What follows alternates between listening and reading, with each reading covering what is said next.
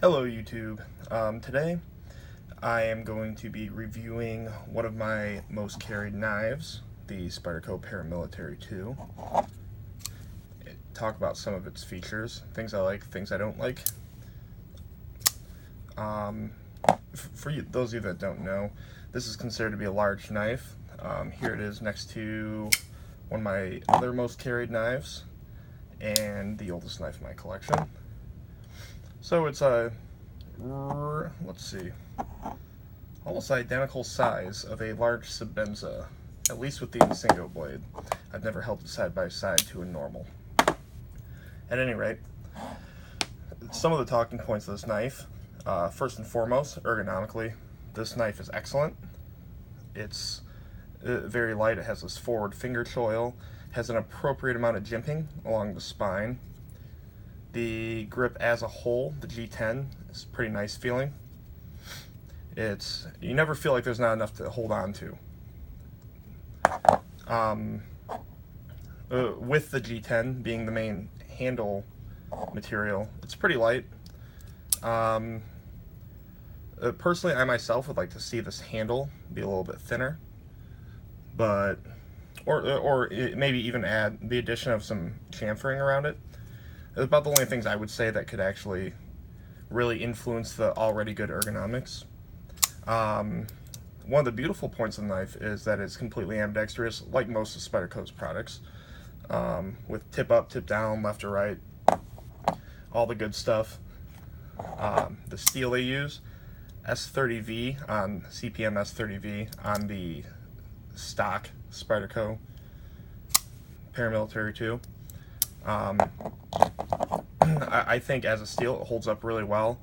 I myself am not a heavy enough knife user to be able to tell the difference between that and S35VN, but sharpens up easily, holds an edge long enough, and takes quite the edge in the first place.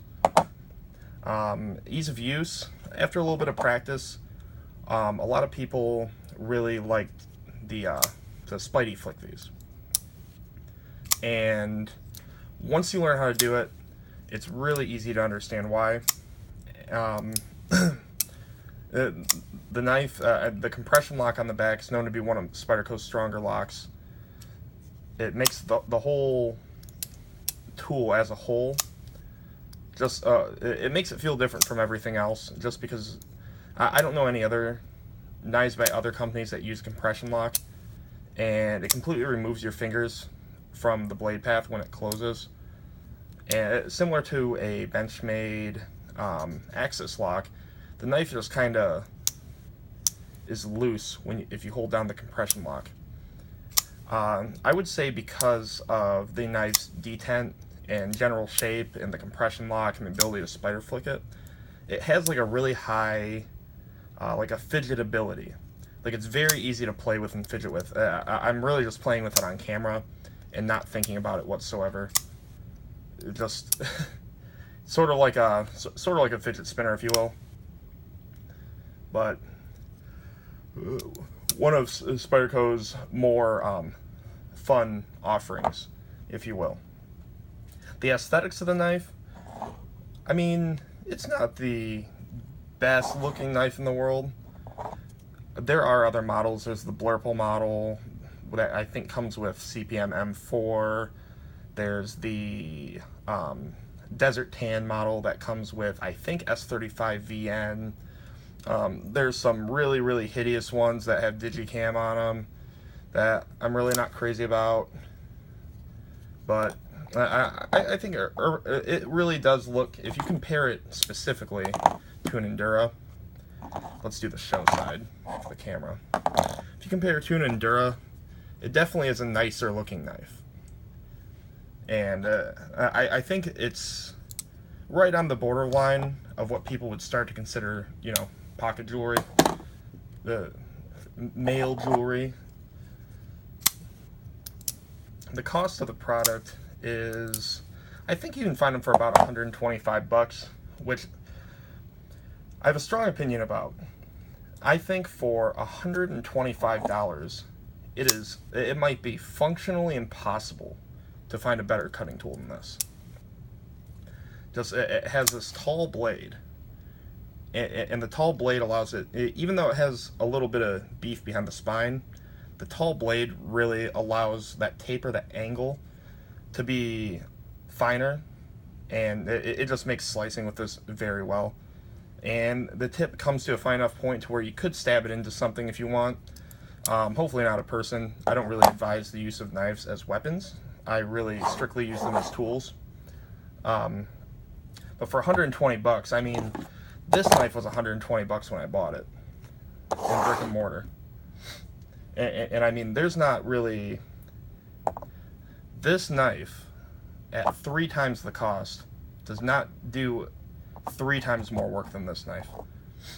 So, dollar for dollar, pound for pound, if you will, this is probably the most accessible, user-friendly, cost-effective, high-quality product on the market. Again, it comes with its fair share of cons. I think it could be a little bit thinner. It's not the thinnest knife in the world, but it's a little bit gripey, but it could be thinner. I could do without, honestly, all this extra blade here. I'm not much of a lanyard man myself, so I could live without the lanyard tube. And because of the lanyard tube and all this extra jazz up here, it kind of makes the blade to handle ratio strange. It's sort of like 60-30, maybe 65-35-ish handle heavy. For me, with my enormous hands, this fits very well in my hands. It's very ergonomic. Not quite as good as an Endura for me, but it's very good. I can understand why they have so much handle, but I think for efficacy's sake, they could have fit more blade into it, or made the handle smaller, either or. I know there's a pair of 3. That wasn't around when I bought this. Has a nice big spidey hole for use with gloves. I really, really, really like the knife. The ease of takedown is so much easier than a Delica or an Endura. Again, there's not much said to be wrong with it. A big gripe of mine, this is true on almost every Spyderco, at least every one I own currently. No sharpening choils. I don't know why. I mean, yeah, I have a Spyderco sharp maker, and it makes quick work of them anyway, but it's really just one little extra grind. It does have the finger choil though, I'll take that. And the pinch point on the blade, the jimping on the finger choil, it really is very secure. I have no negative things to say about that. I probably could have cleaned this knife off before I did the review, but... Alright. Monetarily, I think for $125, you can't physically obtain a better knife than this.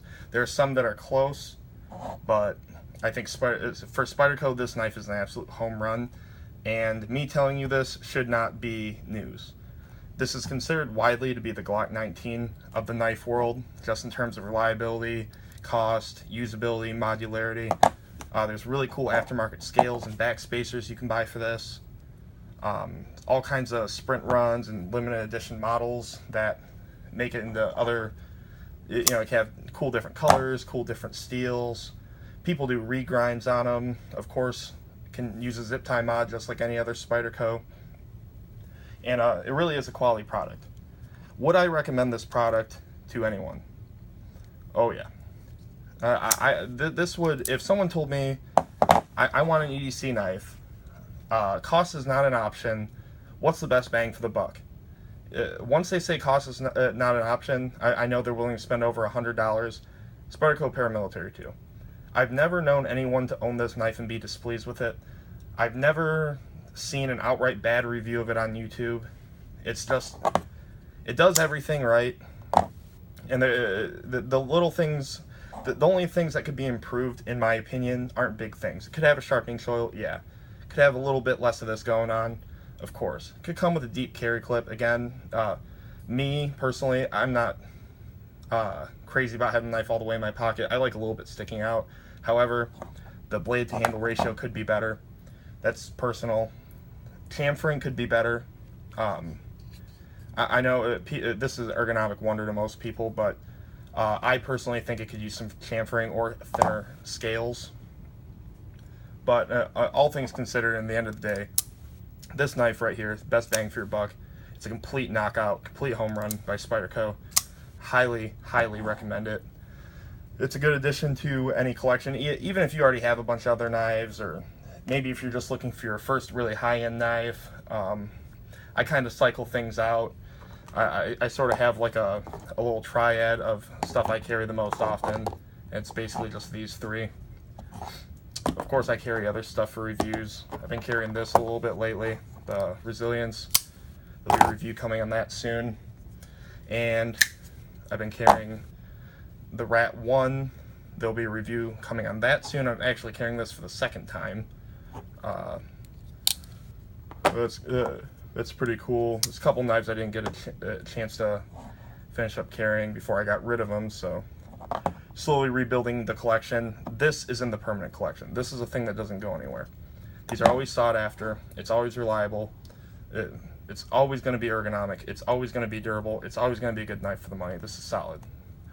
So this is one of the few knives that meets my personal standards for being in my permanent collection.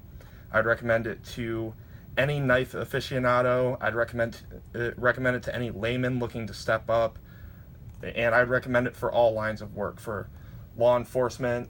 God forbid if you want to use it as a self-defense tool, it'd probably still be a better tool than most Kershaws or Bokers.